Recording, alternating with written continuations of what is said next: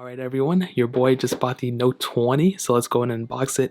I actually just unboxed the Note 20 Ultra in that other video, so you can go watch that one. I don't know which one's coming first, but the Note 20, I'm semi excited for this phone. The only problem is that they are pretty expensive. We've kind of seen the same things with the Note 10 and everything, but the unboxing wise, I mean, you still have these standard Samsung pamphlets stuck up top. I don't know if that's like on purpose or what it is, but I always find that so funny. You just have some papers and stuff in there. Nobody really cares about that anyway.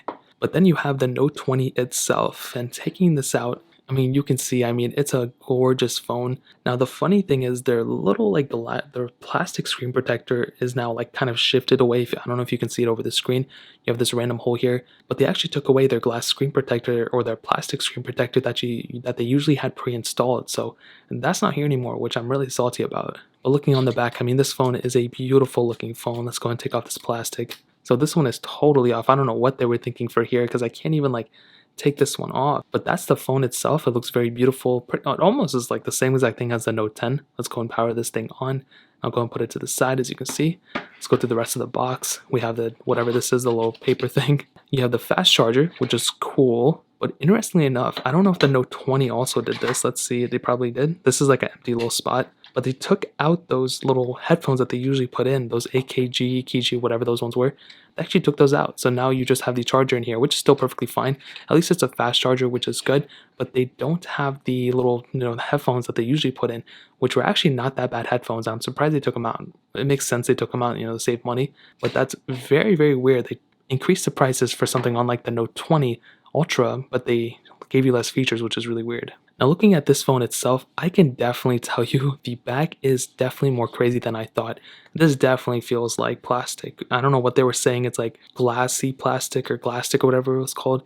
It kind of, for some reason, I don't know. I don't know why. For some reason, it kind of reminds me of that Pixel 4, like the back of the Pixel 4. Not as like rubbery, but it feels kind of like it. I don't know why. It's like so weird. And definitely compared to something like the Note 20 Ultra, I mean, this thing feels way more premium than this thing by, a landslide. So I don't know what Samsung was thinking. I find it very weird, but the back of this, I mean, $1,000 phone having a plastic back like this is crazy. I don't know what they were thinking, but it's just so crazy in my opinion. And even just holding it like this, it doesn't even feel right, to be honest. Like, it definitely feels like they were trying to cut corners and everything.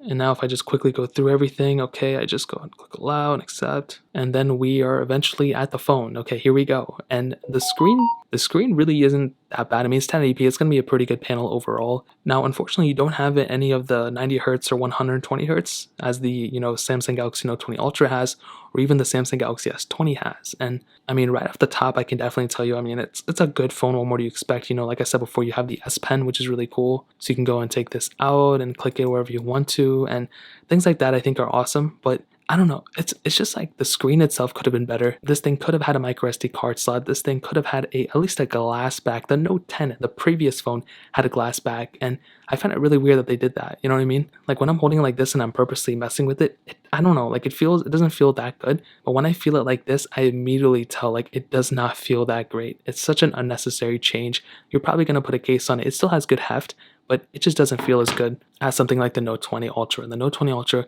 feels much more premium. And I honestly don't know what they were thinking with the Note 20. So that's really pretty much it. Comparisons and full reviews and all that stuff will eventually be happening. But I kind of have to, let out some tears first, and then I'll go ahead and do those. But that's really pretty much it. If you guys have any other questions or anything, let me know in the comment section below.